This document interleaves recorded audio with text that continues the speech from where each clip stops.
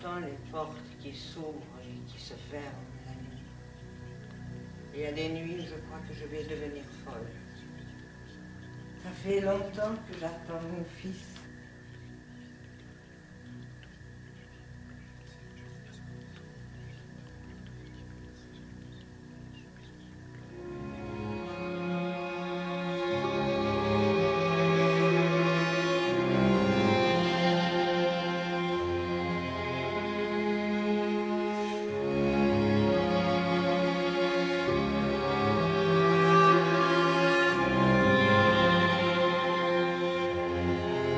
Quand est-ce que je l'ai vu la dernière fois?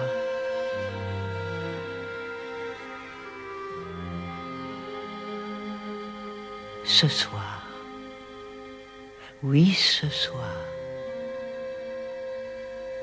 Mais si je ne vous raconte pas ce qui s'est passé ce matin, vous ne comprendrez rien. Comme d'habitude, je regardais par la fenêtre. Il se tenait sur le seuil de sa maison. Il se tenait devant la porte et me regardait.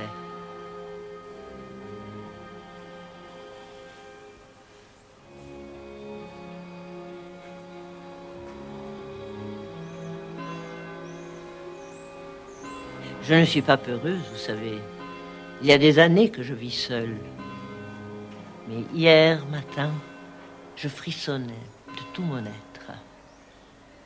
Il se tenait immobile, le visage pâle, et me fixait obstinément.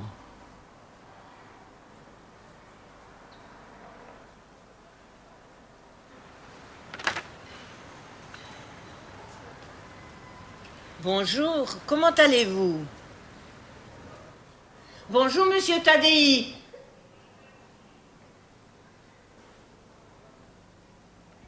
Alors, il est mort ou il est vivant? S'il se tenait devant sa porte et s'il me regardait, c'est qu'il était bien vivant, non? Mais comment savez-vous qu'il va mourir? Vous l'avez vu? Il est auprès de vous en ce moment? Si j'étais avec lui, je n'aurais pas besoin de vous appeler. Il est chez lui tout seul et la porte est fermée à clé. Et alors? Moi aussi je suis seul et la porte est fermée. Pourtant, je ne suis pas mort. Vous n'êtes pas mort parce que probablement vous êtes jeune et parce que vous ne voulez pas mourir. Mais monsieur Tadei, lui, il va mourir, il me l'a dit lui-même. S'il buvait moins, il raconterait moins de bêtises. Je ne vous permets pas de le traiter d'alcoolique. Écoutez-moi bien. Vous allez m'envoyer quelqu'un pour voir ce qui se passe. Maintenant que vous êtes là, asseyez-vous, je vous prie.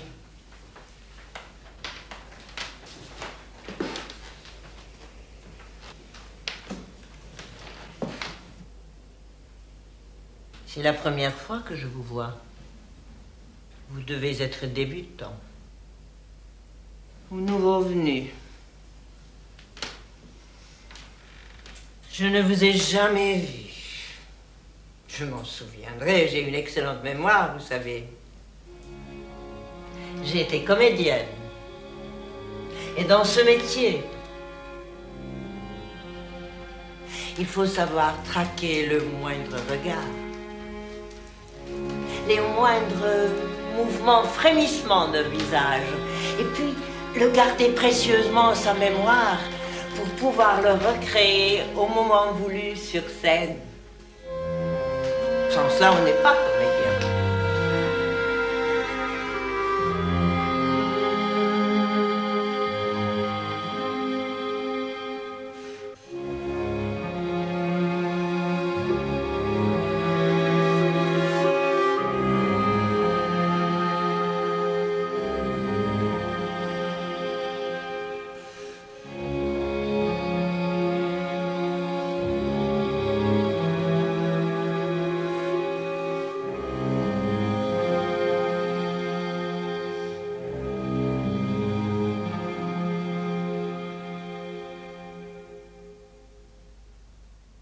J'ai l'impression que je vous ennuie avec mes histoires.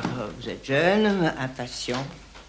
D'ailleurs, en vous voyant si jeune, je me demande comment vous allez pouvoir affronter ce genre de problème.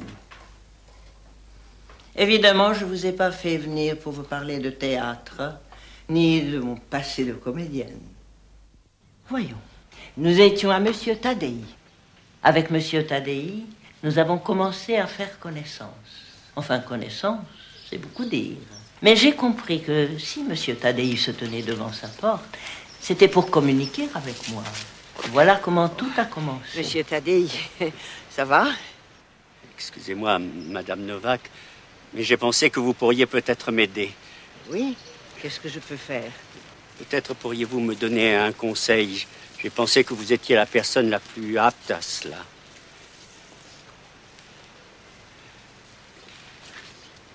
Voilà. Vous savez, on ne fait que passer dans ce monde. Si vous deviez mourir seul, disons demain, est-ce que vous ne voudriez pas avoir une photo de votre fils auprès de vous pour le voir une dernière fois?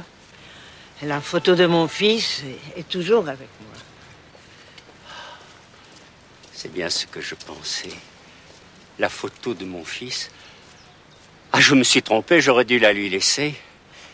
La photo de votre fils, la laissez à qui? À Angèle. Elle voulait partir avec, elle a beaucoup insisté. Mais je n'ai pas réussi à mettre la main dessus. Je ne l'ai retrouvée que bien plus tard, entre les pages d'un livre. C'est pas très grave, ne vous en faites pas. Ah non, Madame Novak, non. Je ne recommencerai pas la même erreur. Cette fois, je lui donnerai la photo. Vous donnerez la photo à qui? Mais à qui voulez-vous que je la donne? À Angèle. Quelle Angèle? Je n'ai pas d'autre Angèle que la mère de mon fils. Mais où est-elle maintenant? Et quand devez-vous la revoir? Je dois la voir ce soir. Ce soir. Où ça? Mais où voulez-vous que je la voie? Elle a un foyer, je la verrai chez elle. Et elle vient comme ça, tout simplement. Eh oui, tout simplement. Comment voulez-vous qu'elle vienne? Elle vient la nuit. Toutes les nuits? Toutes les nuits. Et de quoi parlez-vous quand elle revient? C'est bien ce qui me peine. Elle ne me parle pas. Je vois bien qu'elle m'en veut. Elle erre jusqu'à l'aube dans tous les coins de la maison, en marmonnant sans même me regarder. Je lui pose des questions, elle ne me répond pas, je l'invite à s'asseoir, elle n'en fait rien. J'ai beau me demander pourquoi elle m'en veut, je ne vois que cette histoire de photo. Si c'est la photo qu'elle veut, elle n'a qu'à la prendre. Oh. Pour vous dire la vérité, la photo n'était pas tout à fait perdue. Mais elle voulait être enterrée avec, et je n'en avais qu'une, vous comprenez? Comment avez-vous pu faire une chose pareille? La pauvre. Elle savait très bien que vous aviez la photo. Et elle a attendu toutes ces années, et c'est maintenant qu'elle revient pour vous le reprocher. Votre femme, elle aurait pu très bien prendre la photo. Mais ce qu'elle veut, c'est que ce soit vous qui la lui donniez. Ainsi, elle pourrait vous pardonner. Alors, ce soir, avant de vous coucher, sortez la photo de son cadre. Mettez-la bien en évidence. Et à côté de la photo, mettez... Elle a tout pris. Et la photo et le mot. J'ai fait ce que vous m'aviez dit. J'ai sorti la photo du cadre et je l'ai posée sur la table de la cuisine. Et je suis allé au lit. Et puis, je l'ai entendu venir. J'avais grande envie de descendre voir ce qui se passait, mais je n'ai pas bougé. J'avais peur de tout gâcher. À l'aube, je suis descendu dans la cuisine. La photo n'était plus là. Elle l'avait prise avec elle. Qu'en pensez-vous, Madame Novak? Elle me parlera ce soir? Elle m'a pardonné maintenant. C'est mon fils. Il habite trop loin. Il est très intelligent, très doué, comme son grand-père. Mon père à moi. Je suis sûre que vous avez entendu parler de lui. Mon fils ne m'a pas oublié. Il vient me voir de temps en temps. Cette année, il est en retard, mais il doit avoir trop de choses à faire. Il va venir. Alors quand la porte s'ouvrira et mon fils avancera, ne vous étonnez pas. C'est bizarre. Bon, je continue. Je n'ai pas pu dormir de toute la nuit. J'attendais avec impatience que le jour se lève pour savoir ce que M. Tadei et sa femme avaient bien pu se dire. Mais quand j'ai regardé par la fenêtre ce matin, c'était comme d'habitude, M. Tadei était là. Mais rien qu'à y penser, j'en ai des frissons. C'est étrange. Je ne peux pas dire qu'il était triste ou gai. On aurait dit quelqu'un d'autre.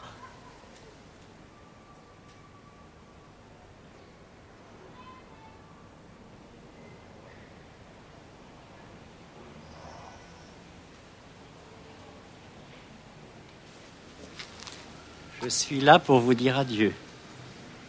Qu'est-ce que vous dites? Vous partez? Oui, auprès de ma femme. Alors vous vous êtes parlé? Ah non, elle ne m'a rien dit. Elle m'a simplement laissé un mot.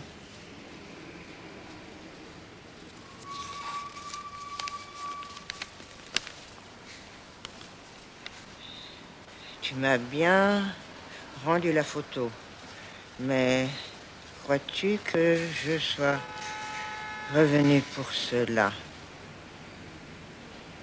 De l'autre côté, il y avait le mot qu'avait écrit M. Tadei. Et les deux étaient rédigés avec le même stylo. Qu'est-ce que ça signifie? Ça signifie que ma femme m'appelle.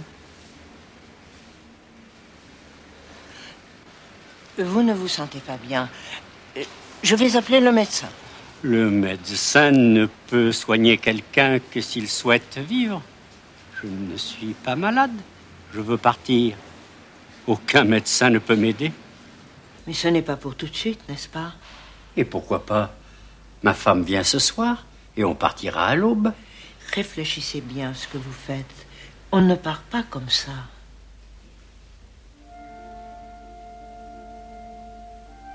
Et il m'a dit de ne pas pleurer.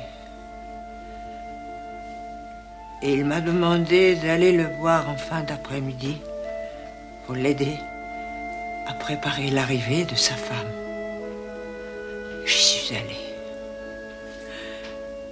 J'y suis allée. De ma vie, je n'avais jamais mis les pieds chez un voisin. Mais cette fois-ci, il fallait que j'y aille. Pourquoi voulez-vous partir, monsieur Tadei? Pourquoi?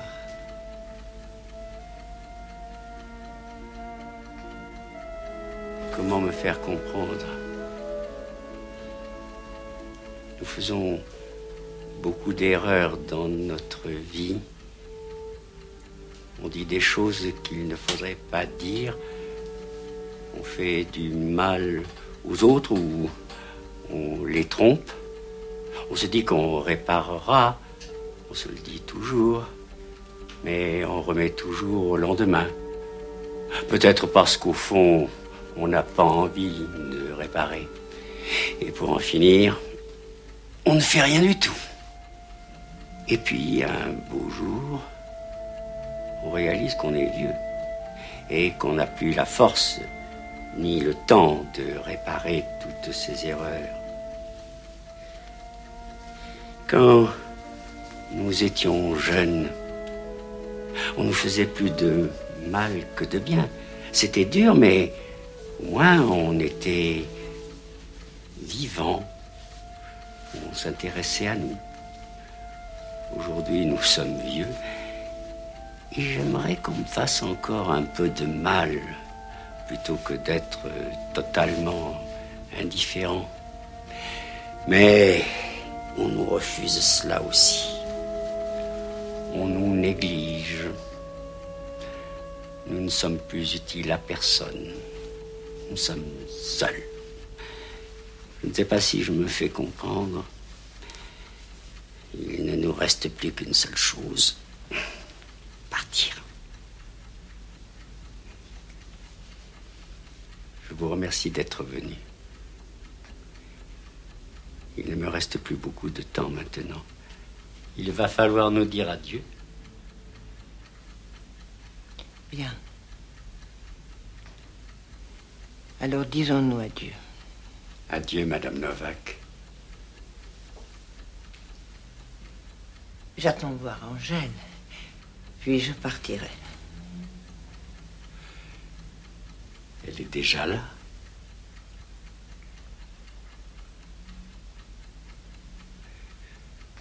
Vous ne pouvez pas la voir, vous êtes ici. Et elle est là-bas. Et vous? Comment pouvez-vous la voir? Moi, c'est différent. J'ai un pied ici et un autre là-bas. De plus, c'est moi qui suis fautif.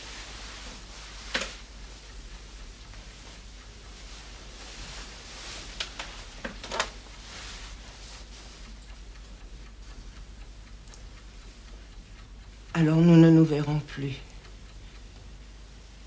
Non, Madame Novak. Non.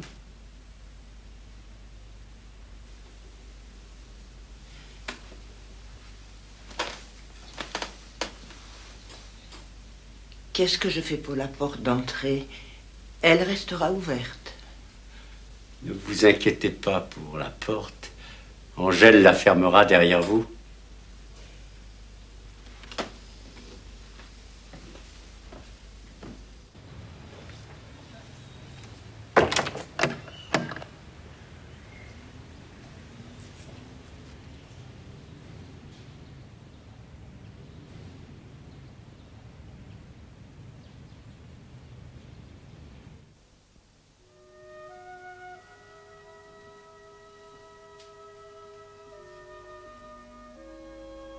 Je sais qu'il n'est pas facile de venir en aide à Monsieur Tadei.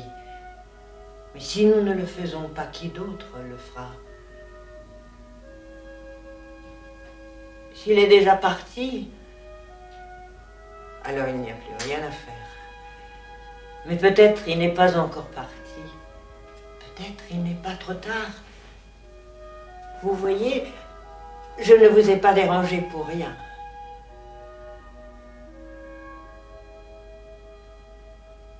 Mais il ne faut pas croire qu'il n'y ait que Monsieur Tadei qui soit seul. Regardez-moi. Moi aussi. J'entends les portes qui s'ouvrent et qui se ferment. Il y a des nuits, je crois que je vais devenir folle.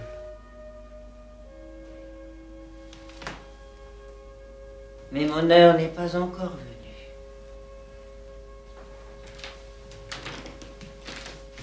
Personne ne m'appelle. Asseyez-vous, je vais nous apporter le café.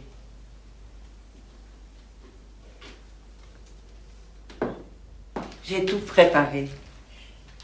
Ça fait longtemps que j'attends mon fils. Chaque matin, je me dis, il va arriver. Et j'espérais qu'au moins ce soir, je serai avec lui.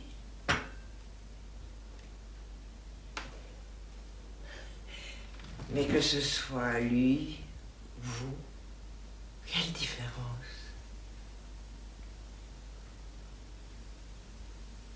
Vous êtes aussi jeune que lui. Monsieur Tadei, il disait que pour quelqu'un oublié de tous, il est difficile de rester seul jusqu'à l'aube.